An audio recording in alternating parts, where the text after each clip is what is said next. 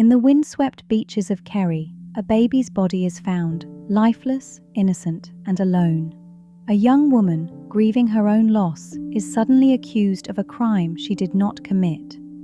The nation watches as fear, prejudice, and power collide, turning tragedy into scandal. Decades later, the truth remains elusive, and the echoes of injustice still haunt Ireland. This is the Kerry babies case, a story of grief, morality, and a society forced to face its darkest secrets.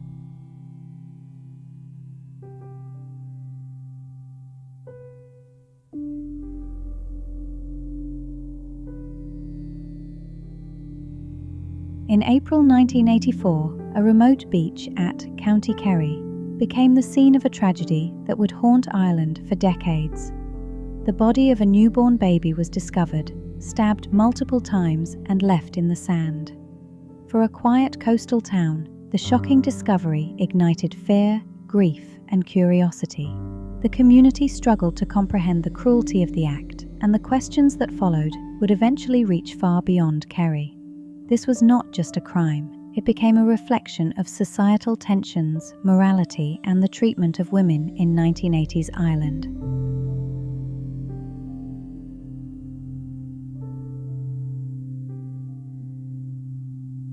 The discovery immediately drew the attention of the local police force. Officers cordoned off the area and began collecting evidence while local residents watched in a mixture of horror and fascination. Witnesses reported the eerie silence of the beach, broken only by the sound of waves and distant cries of seagulls. In small towns like Cahersiveen, news travelled fast and speculation spread quickly. The case, initially a local tragedy, began to take on national significance as newspapers and radio stations covered every detail. Questions about responsibility, morality, and justice swirled around the community.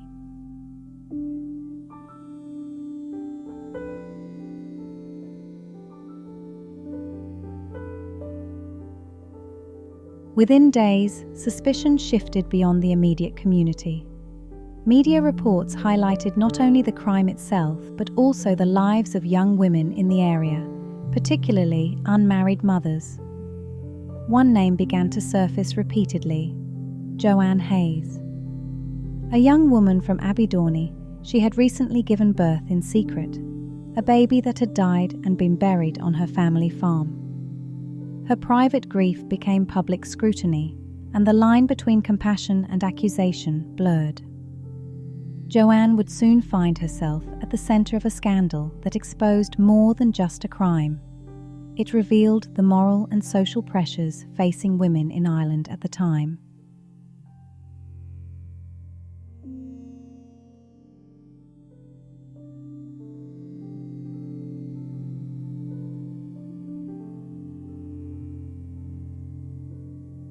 Joanne Hayes, 24, was an unmarried mother living in a rural community where social norms were tightly enforced. Her baby had died shortly after birth, buried quietly on her family's farm. In the eyes of society, her secret was a moral transgression, making her vulnerable to suspicion. When Garda officers arrived at her home, they questioned not only her actions, but also her character. The investigation quickly escalated, and Joanne and her family faced intense pressure to explain circumstances they could not fully control. Fear, shame, and grief intertwined as the young woman confronted the beginning of a public ordeal.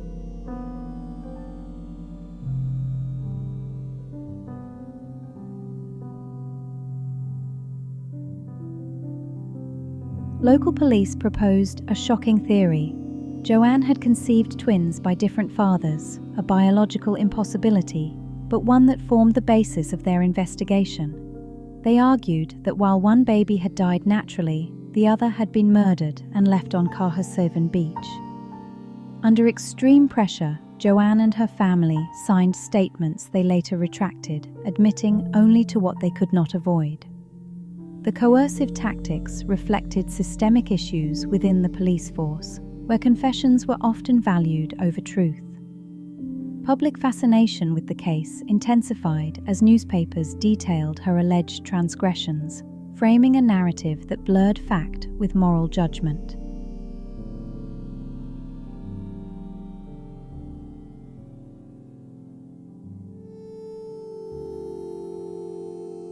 Despite the confessions, forensic evidence soon contradicted the police theory. Blood tests confirmed that Joanne could not have been the mother of the Cahersiveen baby. The revelations exposed both the cruelty of the investigation and the susceptibility of public opinion to sensationalized narratives.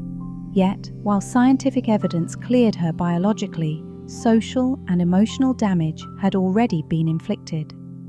Joanne's ordeal became a case study in societal prejudice, the policing of women's morality, and the power imbalance between rural communities and national authorities. Her story was no longer just about a crime. It was a mirror reflecting Ireland's values, justice system, and gender dynamics of the 1980s.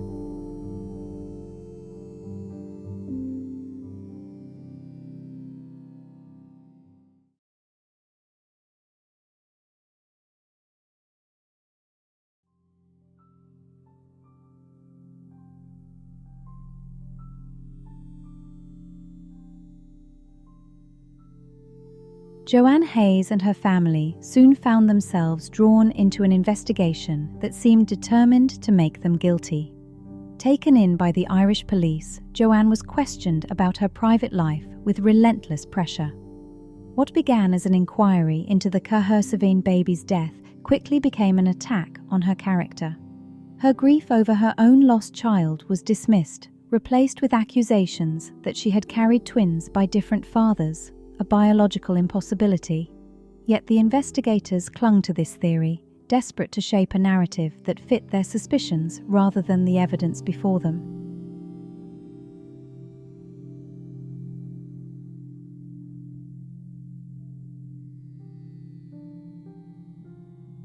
The pressure became unbearable. After hours of questioning, Joanne and members of her family signed statements prepared by the Irish police. These confessions told a story that was never true, that Joanne had murdered one child while another was buried at home. The signed papers would later become infamous, not as proof of guilt, but as evidence of how easily coercion could replace justice. Behind the stark legal language lay the exhaustion of ordinary people overwhelmed by authority, unsure of their rights, and trapped in a system where innocence offered little protection against prejudice and power.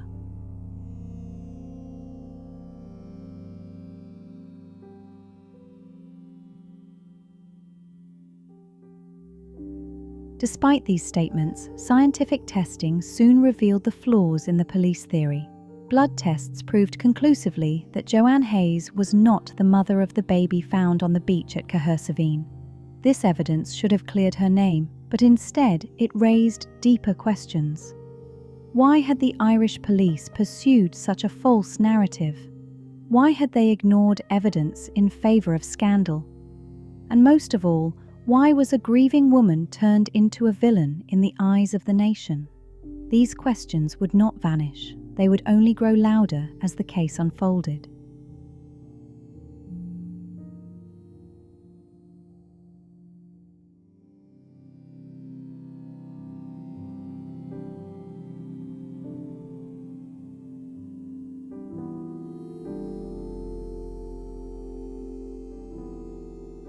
In 1985, a public tribunal was established to investigate the case. The people of Ireland hoped it would expose the failures of the investigation into the Cahersiveen baby's death. Instead, the proceedings turned into a national spectacle. Joanne Hayes, already broken by grief and suspicion, was placed at the centre of relentless questioning. But this was not a search for truth. The tribunal became a platform where her private life, her morality, and her choices were put under a microscope. The victim of injustice was now forced to defend herself against humiliation broadcast before an entire country.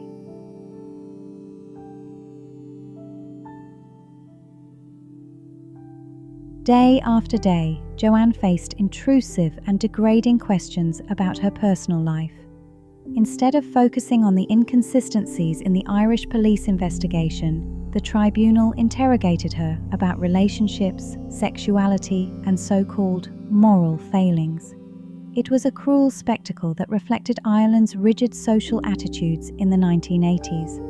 Women who broke with tradition, especially unmarried mothers, were treated as cautionary tales. The tribunal exposed not Joanne's guilt, for there was none, but the prejudice that shaped the institutions of power. Her voice, fragile yet determined, became a quiet act of defiance against a system built to shame her.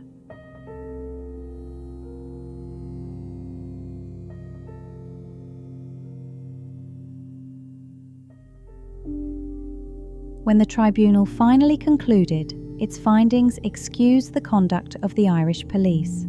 The impossible theory of twins by different fathers was not condemned as reckless, but brushed aside. Officially, no wrongdoing had been committed.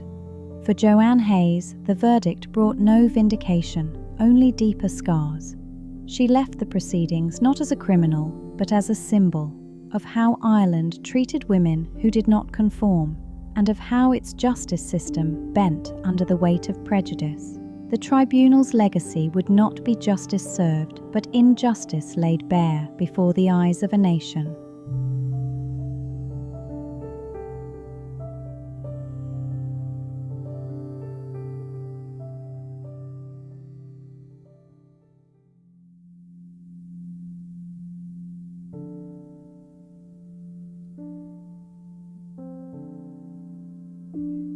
The tribunal shocked the Irish public.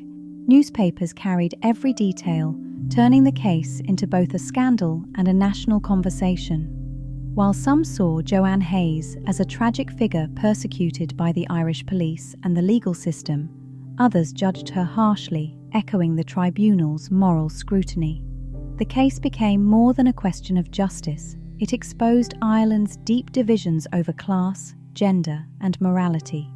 In living rooms, pubs, and workplaces, people argued, was Joanne a victim of injustice or a symbol of social decline? The debate revealed as much about Ireland as about the case itself.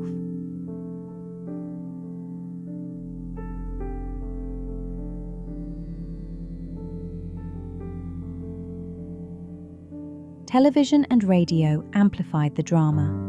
For many, it was the first time they saw a woman so openly questioned about her private life on national broadcasts. Viewers were both horrified and transfixed.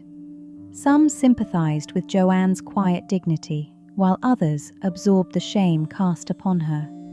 The coverage blurred the line between news and spectacle, leaving her reputation to be debated in public squares and whispered about in private homes.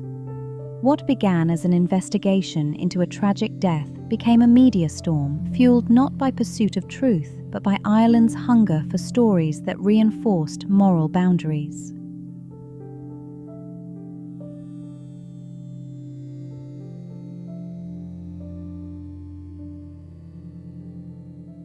The impact spread beyond Kerry. Across Ireland, women recognised their own vulnerability in Joanne's story. Her treatment at the hands of authority was a mirror reflecting the precarious place of women in Irish society.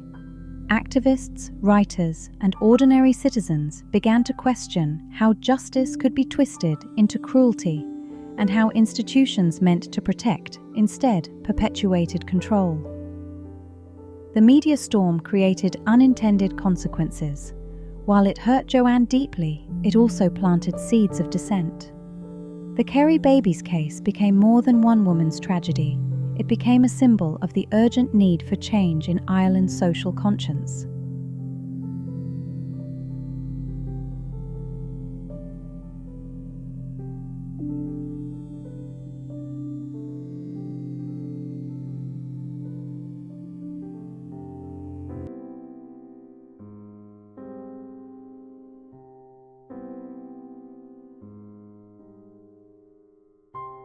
For decades, the Kerry babies case lingered like a shadow over Ireland.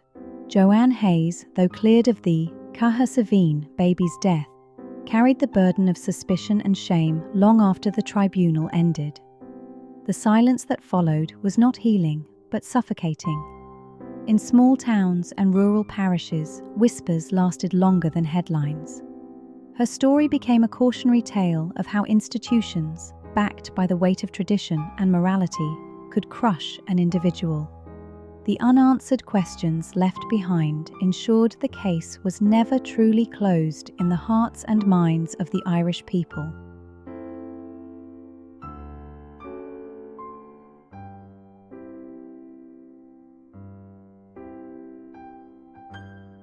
Yet, the case was not forgotten. Writers, historians, and campaigners returned to it, using Joanne's ordeal as a lens to expose Ireland's darker truths. The Kerry babies case became symbolic of a society unwilling to face its contradictions, a nation proud of faith and morality, yet quick to condemn and abandon the vulnerable. For many, it stands as one of the first cracks in the wall of silence that surrounded women's rights, sexuality, and state power. While the baby's death was a tragedy, the response revealed something deeper: the ways in which Ireland policed women's lives.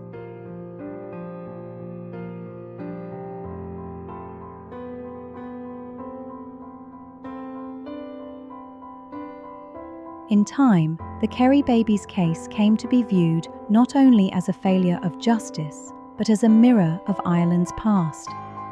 The silence it imposed on Joanne Hayes spoke volumes about a society struggling between tradition and change.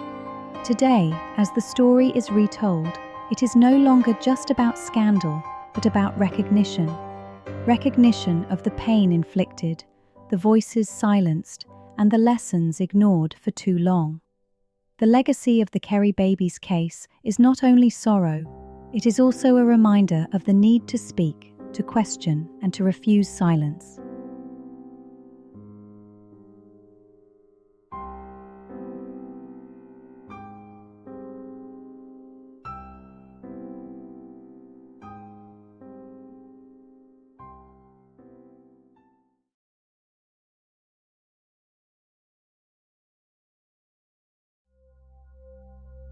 Decades later, the Irish police issued a formal apology to Joanne Hayes and her family.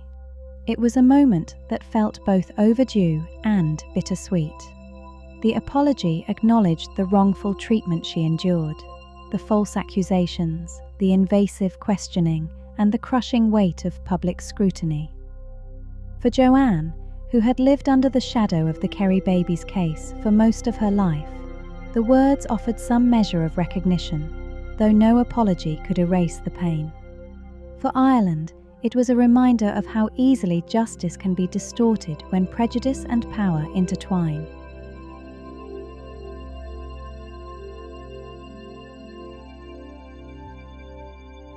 The apology resonated beyond Joanne Hayes.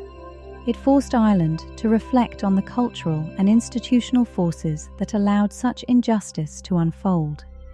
To many, it was not only about one woman's ordeal, but about the countless unnamed women whose voices had been silenced in similar ways.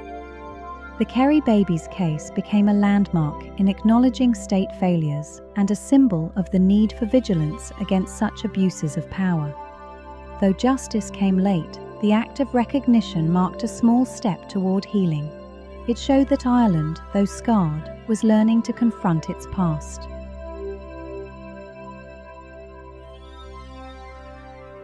For Joanne Hayes, life after the apology was quieter, but never the same.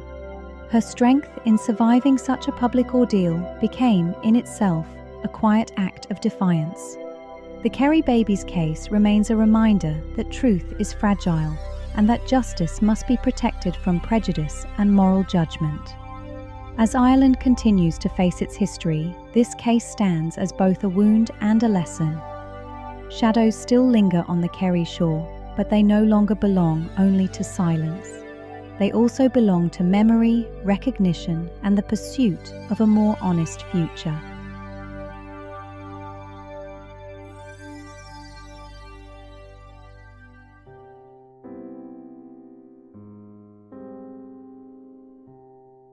The Kerry babies case is more than a tragic story from Ireland's past. It is a symbol of what happens when fear, morality, and authority combine to silence the vulnerable. A baby's death, a young woman's persecution, and a nation's uneasy conscience all merged into one haunting tale. Though decades have passed, the echoes remain. The questions asked in Cahersiveen still resonate today. How do we treat the powerless? Who do we choose to believe? And what price is paid when institutions protect themselves instead of the truth?